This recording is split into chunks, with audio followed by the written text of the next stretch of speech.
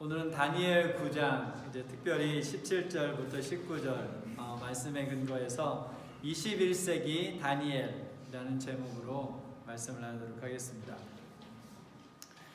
고대 이스라엘이 있었죠, 그렇죠? 지금 현대 이스라엘도 있지만 이제 고대 이스라엘이 있었는데 이스라엘이 잘 살다가 망했어요. 어느 나라한테 망했습니까? 바벨론에 망했죠. 근데 그 망하기 전에 하나님께서 선지자들을 보냈어요. 회개하고 이제 하나님의 나의 기록된 말씀대로 살아라. 선지자들을 계속 보내서 경고를 했지만 그들이 그 경고를 무시하고 듣지 않았어요. 그래서 결국은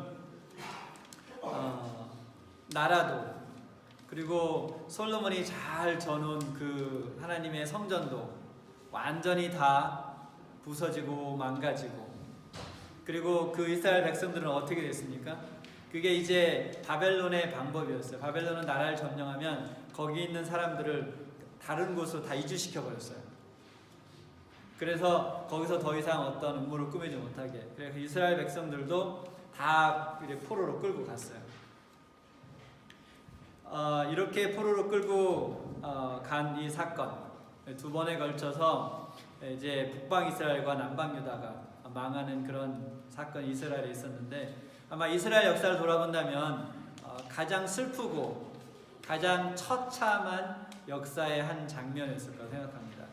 한국 역사 돌아보면 그런 처참한 장면들이 있죠, 그렇죠? 근데 이스라엘 역사 중에서 가장 처참한 시간들은 북방 이스라엘과 남방 유다가 망했을 때 가장 처참한 모습이었을 것이라고 생각합니다. 이렇게 포로로 끌려간 지 한 10년 정도 세월이 흐른 후에 하나님께서 예레미야라는 선지자를 통해서 예언을 하셨어요. 그리고 예레미야는 그것을 기록해서 바벨론의 포로로 잡혀간 사람들에게 보냅니다. 이제 그 중에 이제 예레미야서 그의 일부가 그 편지에 기록되어 있는데, 먼저 예레미야 29장 10절을 같이 보겠습니다. 같이 읽어보겠습니다. 시작. 여호와께서 이와 같이 말씀하시니라. 바벨론에서 70년이 차면 내가 너희를 돌보고 나의 선한 말을 너희에게 성취하여 너희를 이곳으로 돌아오게 하리라. 지금 포로로 잡혀갔잖아요. 10년이 지난 즈음에 하나님께서 예레미야 선지자를 통해서 뭐라고 했냐면, 너희가 지금 10년이 지났는데 70년이 차면 너희가 다시 이 이스라엘이란 나라로 돌아오게 될 것이다 라는 예언을 한 거죠. 이제 그 다음에 이제 하나님께서 그렇게 말씀하시고 그 후에 무슨 말씀을 하셨는지 계속 기록되어 있어요. 29장 11절부터 14절 같이 읽겠습니다. 시작. 여호와의 말씀이니라. 너희를 향한 나의 생각을 내가 아냐니 평안이요 재앙이 아니니라. 너희에게 미래와 희망을 주는 것이니라. 너희가 내게 부르짖으며 내가 와서 기도하면 내가 너희들의 기도를 들을 것이요 너희가 온 마음으로 나를 구하면 나를 찾을 것이요 나를 만나리라. 이것은 여호와의 말씀이니라. 나는 너희들을 만날 것이며 너희를 포로된 중에서 다시 돌아오게 하되 내가 쫓아보내었던 나라들과 모든 곳에서 모아 사로잡혀 떠났던 그곳으로 돌아오게 하리라. 이것은 여호와의 말씀입니다. 얼마나 감동이었을 거라고 생각이 들지 않아요, 그렇죠? 포로로 잡혀가 10여 년의 생활을 했는데 지금 예레미야는 선지자를 통해서 지금 해방의 소식, 구원의 소식을 전하고 있는 거죠. 그렇게 편지가 전달되고 세월이 또 흘렀어요. 세월이 흘러서 이제 그들이 포로 잡혀간 지 거의 68년, 69년 정도의 시간이 흘렀습니다. 그럼 이제 얼마 남았어요? 네, 1, 2년 정도가 남은 상태였을 때 다니엘, 오늘 읽은 다니엘 9장에 다니엘이 등장하죠? 이 다니엘이 몇 세였냐면 한 85세 정도 됐어요. 그렇다면 다니엘이 포로로 잡혀갔을 때 10대였다는 거죠. 청소년 때 잡혀갔어요, 포로로, 다니엘도. 근데 세월이 엄청 흘러서 60년이라는 세월이 흐르고 이제 80대 중반의 노년의 다니엘이, 그때 한 50년 전에 예레미야가 보냈던 그 편지를 다시 보면서 깨닫기 시작했어요. 뭐를? 예레미야를 통해서 하나님께서 말씀하셨던 그 70년이 가까워지고 있구나. 그런데 이 생각이 들자마자 다니엘의 이 가슴이 철렁 내려앉았어요. 기뻐서 와 소리치는 게 아니고 가슴이 철렁 내려앉았어요. 왜 그랬을까요?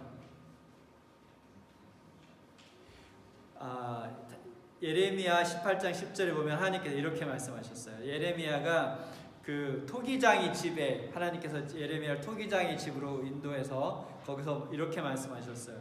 만일 그들이 나 보기에 그들이 누굴까요? 이스라엘 백성들이에요. 이스라엘 백성들이 나 보기 악한 것을 행하여 내 목소리를 청종하지 아니하면 내가 그에게 유익하게 하리라고, 복을 주리라고, 그러니까 내가 복을 주고 해방을 시켜주고 하는, 내가 유익하게 하리라고 한 복에 대하여 뜻을 돌이키리라. 무슨 말씀인지 이해됐어요? 또 이제 신명기 28장에 보면 축복과 저주가 기록되어 있어요. 읽어보신 적 기억나시죠? 그렇죠? 신명기 28장에 보면 너희가 이렇게 하면 어떻게 되고 복을 받고, 그러나 너희가 저렇게 살면 너희가 저주를 받을 것이다 라고 약속하셨고, 좀 아까 읽었던 예레미야 18장 10절을 보니까 하나님께서 70년 이후에 이스라엘을 회복시키겠다 약속을 하신 것이 뭐라는 걸 알 수 있어요. 지금 다니엘을 보니까 조건적이라는 것을 알 수 있어요. 그래서 가슴이 철렁했던 거예요. 뭐를 보니까 지금 여기 포로로 잡혀와서 살고 있는 이스라엘 백성들을 보니까 지금 하나님의 말씀대로 살고 있어요? 안 살고 있어요? 안 살고 있어요. 그들이 회개할 생각도 하지 않고 자기 마음대로 살고 있어요. 그러니까 그 백성들의 모습을 보니까 어떤 생각이 들어요? 하나님께서 약속하신 70년이 차도 그 약속이 어떻게 되지 않을 수 있다? 이루어지지 않을 수 있다는 생각이 들게 된 거죠. 오직 그 70년 이후에 회복된다는 약속은 이스라엘 백성이 회개하고 하나님 말씀대로 살 때 이루어진다는 것을 깨닫게 됐어요. 이렇게 가슴이 철렁 내려앉은 다니엘이 할 수 있는 것은 한 가지밖에 없었어요. 뭐였을까요?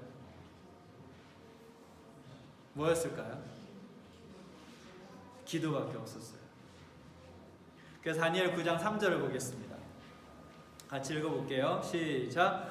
내가 금식하며 베옷을 입고 죄를 덮어쓰고 주 하나님께 기도하며 간구하기를 결심하고. 지금 이 다니엘이 한 금식, 베옷 입고 죄를 덮어쓰는 거는 장례식 때 하는 거예요. 지금 거의 목숨을 내놓고 지금 다니엘이 기도하겠다고 하는 거죠. 하나님, 제가 내 목숨을 내놓고라도 기도하겠습니다 하면서 그런 결심이 여기 다니엘 9장 3절에 나타나 있어요. 그러면 다니엘이 뭐에 대해서 기도했을까요? 오늘 그 기도를 우리가 살펴보도록 하겠습니다. 처음에는 하나님을 찬양하는 기도로 시작합니다. 다니엘서 9장 4절 말씀 같이 읽겠습니다. 시작. 내 하나님 여호와께 기도하며 자복하여 이르기를, 크시고 두려워할 주 하나님, 주를 사랑하고 주의 계명을 지키는 자를 위하여 언약을 지키시고 그에게 인자를 베푸시는 이시여. 바로 하나님이 이런 분이시기 때문에 우리가 하나님께 기도하는 거죠. 그렇죠? 근데 하나님께 우리의 기도에도 들어주지도 않고 모른 척하고 자비와 인자를 베푸는 하나님이 아니시면 하나님께 기도할 이유가 없겠죠. 그렇죠? 그래서 지금 다니엘이 말한 그 하나님의 속성, 하나님의 인자하심, 또 자비, 사랑, 하나님의 신실하심은 우리가 기도할 때 의지하는 것들이죠. 그렇죠? 하나님이 그러한 분이기 때문에 우리가 그분께 기도하는 겁니다. 이렇게 하나님을 찬양하는 기도를 하고 난 후에 이제 다니엘은 회개의 기도를 시작합니다. 다니엘서 9장 5절부터 16절에 걸쳐서 기록되어 있는데 오늘 우리가 이렇게 해볼게요. 지금 제 말씀 한번 잘 들어보세요. 지금 다니엘의 기도잖아요. 그렇죠? 근데 이것을 우리의 기도라고 생각해 보세요. 나의 기도고 우리 교회의 기도고 우리 교회가 위니펙에 있는 사람들, 이 캐나다에 있는 사람들, 이 전 세계에 살고 있는 사람들의 구원을 위해서 내가 기도하고 있다는 마음으로 다니엘의 기도를 함께 읽어보겠습니다. 이해하셨죠? 그냥 다니엘 9장에 기록된 다니엘의 기도를 읽는 것이 아니라 우리가 지금 다니엘에 드린 그 기도를 진심으로 하나님께 드리는 마음으로 읽어보도록 하겠습니다. 준비됐습니까? 준비됐나요? 5절부터 읽겠습니다. 시작. 우리는 이미 범죄하여 패역하며 행악하며 반역하여 주의 법도와 규례를 떠났사오며 우리가 또 주의 종 선지자들이 주의 이름으로 우리의 왕들과 우리의 고관과 조상들과 온 국민에게 말씀한 것을 듣지 아니하였나이다. 주의 공의는 주께로 돌아가고 수치는 우리 얼굴로 돌아오니 오늘과 같아서 유다 사람들과 예루살렘 거민들과 이스라엘 가까운 곳에 있는 자들이나 먼 곳에 있는 자들이나 다 주께서 쫓아내신 각국에서 수치를 당하였사오니 이는 그들이 주께 죄를 범하였음이니이다. 주의 수치가 우리에게 돌아오고 우리의 왕들과 우리의 고관과 조상들에게 돌아온 것은 우리가 주께 범죄하였음이다마는 주 우리 하나님께는 긍휼과 용서하심이 있사오니 이는 우리가 주께 패역하였습니다. 우리 하나님 여호와의 목소리를 듣지 아니하며 여호와께서 그의 종 선지자들에게 부탁하여 우리 앞에 세우신 율법을 행하지 아니하였음이니이다. 온 이스라엘이 주의 율법을 범하고 치우쳐 가서 주의 목소리를 듣지 아니하였으므로 이 저주가 우리에게 내렸으되 곧 하나님이 종 모세의 율법에 기록된 맹세대로 되었사오니 이는 우리가 주께 범죄하였음이니이다. 주께서 큰 재앙을 우리에게 내리사 우리와 및 우리를 재판하던 재판관을 쳐서 하신 말씀을 이루셨사오니 온 천하의 예루살렘에서 일어난 일 같은 것이 없나이다.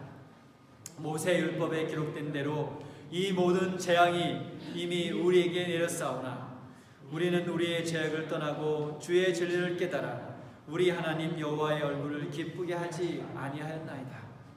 그러므로 여호와께서 이 재앙을 간직하여 두셨다가 우리에게 내리게 하셨사오니 우리 하나님 여호와께서 행하시는 모든 일이 공의로우시나 우리가 그 목소리를 듣지 아니하였습니다. 강한 손으로 주의 백성을 애굽 땅에서 인도하여 내시고 오늘과 같이 명성을 얻으신 우리 주 하나님이여 우리는 범죄하였고 악을 행하였나이다. 주여 구하옵나니 주는 주의 공의를 따라 주의 분노를 주의 성 예루살렘 주의 거룩한 산에서 떠나게 하옵소서. 이는 우리의 죄와 우리 조상들의 죄악으로 말미암아 예루살렘과 주의 백성이 사면에 있는 자들에게 수치를 당하였습니다. 간절하죠? 네. 다니엘이 정말 간절하게 자기를 포함한 이스라엘 백성을 위해서 회개의 기도를 드렸습니다. 근데 여기에 보면 다니엘이 그들의 죄를 용서해 주옵소서라고 하지 않고 뭐라고 했어요? 그들이라는 대명사를 쓰지 않고 우리라는 대명사를 썼어요. 누구를 포함시킨 겁니까? 다니엘 자신을 포함시킨 거죠. 근데 만약 그 당시에 이 영적인 상태를 체크하는 어떤 그 저울이 있었다면 누가 우승했을까요? 예, 영적인 상태를 이렇게 체크해주는 저울이 있어요. 그러면 누가 제일 높아서 우승했을까요? 예, 다니엘이 우승했을 거예요. 그 당시에 가장 하나님께 가까이 있고 하나님의 말씀대로 살았던 다니엘이었지만 그가 자기의 백성을 위해 기도할 때 그들의 죄를 회개할 때는 자기를 어떻게 했어요? 자기를 포함시켰어요. 이것은 제가 오늘 이 말씀을 준비하면서 저에게 큰 교훈이 됐습니다. 제가 이제 누군가가 회개하게 해달라고 기도할 수 있잖아요. 그렇죠? 하나님 이 사람이 회개하고 하나님께 돌아오게 해주세요라고 기도할 수 있는데, 그렇게 기도할 때 어떻게 생각할 수 있겠습니까? 나는 거룩한 사람이라고 생각할 수 있겠죠. 그리고 거룩하지 않은 저 사람이 회개하고 돌아오게 해달라고 기도할 수 있겠죠. 그렇죠? 그러나 오늘 다니엘의 교훈을 통해서 보면 누구와 같은 마음을 가져야 돼요? 다니엘과 같은 그런 겸손한 마음을 갖지 아니하면 우리의 기도가 하나님께 들어갈 수 없어요. 하나님의 자비와 은혜가 없이는 나는 1초도 살 수 없는 사람이라는 그 겸손한 마음으로 기도하지 않는다면 우리의 기도가 하늘에 상달될 수 없다라는 것을 다시 한번 상기시켜주는 말씀이었습니다. 하나님의 자비가 없다면 나는 순식간에 사라질 수밖에 없는 먼지 같은 존재라는 그러한 겸손한 마음이 없다면 우리가 진심으로 기도할 수 없다는 것이죠. 또한 우리가, 그러니까 제가 예를 들면 제 가족을 위해 기도할 때, 제가 속해 있는 우리 위니펙 한인교회를 위해 기도할 때, 제가 살고 있는 이 도시를 위해 기도할 때, 결국은 저도 뭡니까? 저도 일부라는 거죠. 제 가족의 일부고, 그렇죠? 이 교회의 일부고, 이 도시에 살고 있는 시민의 일부이기 때문에 결국 제가 그들의 어떤 죄를 위해서 기도한다면 결국은 누구도 포함되어 있어요? 나도 포함되어 있다는 거죠. 이것은 우리가 다른 사람을 위해 기도할 때 가져야 될 굉장히 중요한 교훈 중에 하나라고 생각하게 됩니다. 우리가 읽었듯이 다니엘은 이스라엘 백성들이, 자기를 포함한 이스라엘 백성들이 하나님께 죄를 지고 하나님의 계명을 어겼다는 사실을 인정했어요. 그리고 그들의 죄의 결과로 예루살렘이 멸망하고, 그렇죠? 예루살렘이 멸망하고 하나님의 성전이 파괴되고 그들이 노예로 포로로 끌려가게 되었다는 사실을 기도 속에서 인정하고 있습니다.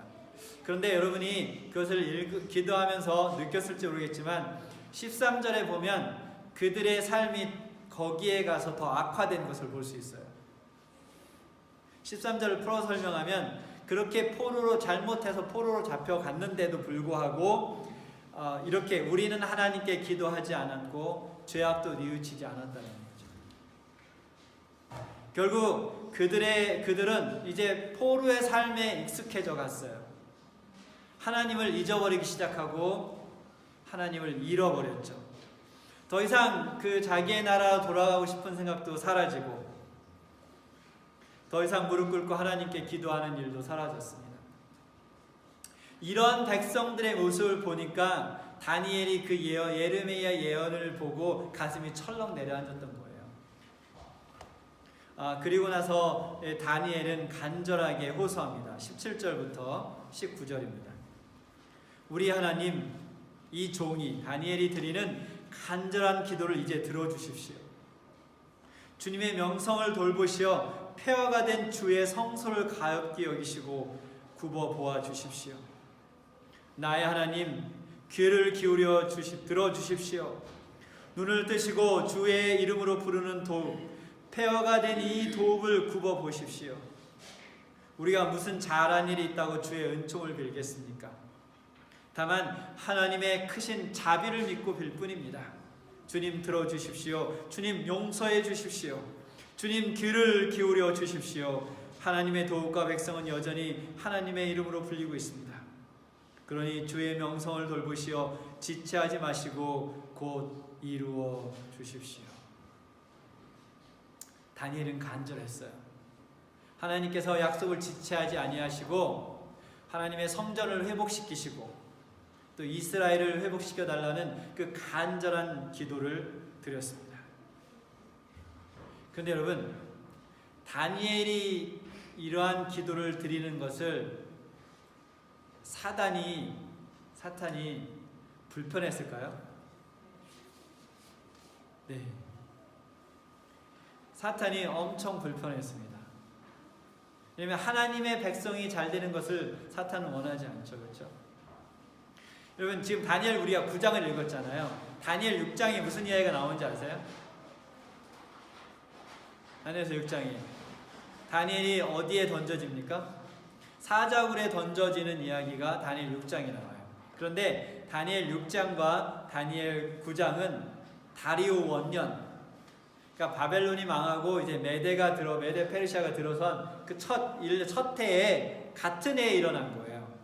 이해했어요? 그때 이제 메데 페르시아가 들어온 이후에 다리오가 이제 첫 그 왕이 됐을 때 이제 그 신하들이 왕을 이렇게 꼬드겨서 법령을 만들어요. 어떤 법령을 만듭니까? 왕 외에는 아무도 다른 신에게 기도하지 못하게 법령을 만들게 했어요. 30일 동안. 근데 다니엘이 그 법령을 알았어요. 그렇죠? 근데 다니엘이 기도하면 어떻게 됩니까? 사자굴에 던져서 죽게 되는 거죠. 근데 다니엘이 그 법령을 듣고 어떻게 했어요? 9장 10절입니다. 다니엘서 6장 10절. 읽어볼게요. 시작. 다니엘이 이 조서에 왕의 도장이 찍힌 것을 알고도, 무슨 말이냐면 30일 동안 왕이 아닌 다른 사람에게 기도하면 죽을 것이라는 그 도장이 찍힌 것을 알고도 자기 집에 돌아가서는 윗방에 올라가 예루살렘으로 향한 창문을 열고 전에 하던 대로 하루 3번씩 무릎을 꿇고 기도하며 그의 하나님께 감사하였더라. 다니엘이 우리가 이 6장을 좀 더 자세하게 이해할 수 있어요. 9장을 보면 지금 다니엘의 마음이 급해요, 안 급해요? 급해요. 왜요? 70년의 약속이 다 차오는데 회개하지 않은 백성들을 보면서 마음이 조급해요. 지금 기도를 안 할 수가 없어요. 그래서 다니엘이 하던 대로 윗방에 올라가 무릎 꿇고 기도할 때 사실 다니엘은 세계의 역사를 그곳에서 쓰고 있었어요. 무슨 말인지 이해되시나요? 세계를 움직이는 힘이 뭐라 그랬어요? 제가 지난번에 설교할 때 기도. 이런 그 의회에서 아니면 이 수상 집무실에서 세계 역사가 쓰여지는 것이 아니라 세계 역사를 움직이는 진짜 가장 큰 힘은 다니엘처럼 진심으로 무릎 꿇고 기도하는 그 힘에 의해서 세계 역사가 쓰여진다는 거죠. 이 다니엘의 기도가 응답됐습니까? 응답됐나요? 네, 응답됐어요. 그래서 포로됐던 이스라엘 백성들이 이스라엘로 돌아가서 거기서 성전을 다시 짓고 도시를 세우고 그리고 이제 예루살렘 이 섬을 짓죠. 그렇죠? 그것이 느헤미야 예레미야서에 기록되어 있습니다. 다음 주에는 우리가 이 느헤미야를 통해서 또 다른 기도의 전사 느헤미야를 통해서 이 다니엘의 기도가 어떻게 응답되고 어떻게 회복되었는지를 우리가 보도록 할 것입니다. 다니엘의 기도는 응답됐어요. 그래서 지체하지 않고 예루살렘을 하나님께서 회복시키셨습니다. 그런데 예수님께서 제자들을 떠나 하늘로 가실 때 약속하신 게 있어요. 뭐라고 약속하셨나요? 내가 다시 오겠다고 약속을 하셨어요. 근데 이 약속에 대해서 베드로 후서에 기록합니다. 베드로서 3장 9절에 있는 말씀 같이 읽어보겠습니다. 시작. 주의 약속은 어떤 이들이 더디다고 생각하는 것 같이 더딘 것이 아니라 오직 주께서는 너희를 대하여 오래 참으사 아무도 멸망하지 아니하고 다 회개하게 이르기를 원하십니다. 지금 아까 예레미야 29장에서 읽었던 뭐와 70년 후에 예루살렘이 회복되겠다는 것과 뭔가 연관성이 있지 않나요? 어떤 연관성이 있어요? 70년 후에 회복되겠다는 것은 뭐가 전제된 겁니까? 이스라엘 백성들이 회개하고 하나님의 품으로 돌아오는 것이 전제되었는데 여기 베드로서 3장 9절에 보니까 하나님께서 지금 예수님의 재림이 뭐와 연계되어 있어요? 사람들이 뭐 하는 것과 회개하는 것과 연결되어 있습니다. 결국 예수님께서 지금 뭘 기다리고 있는 거예요? 내가 회개하기를. 내가 회개하기를 기다리고 있는 거예요.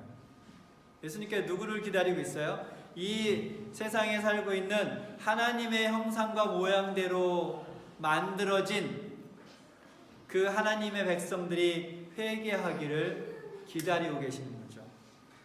예수님의 재림이 지체되고 있습니까? 그렇게 느껴지시나요? 오실 때가 됐는데 안 오시는 것 같나요? 이유가 뭔가요, 그러면? 회개를 안 한 것이 있고 또 한 가지 이유가 있어요. 어떤 이유가 있나요? 네, 아무도 멸망하지 않게 하기 위해서 뭐를 해야 되는데 뭐를 안 하고 있어요? 기도를 안 하고 있어요.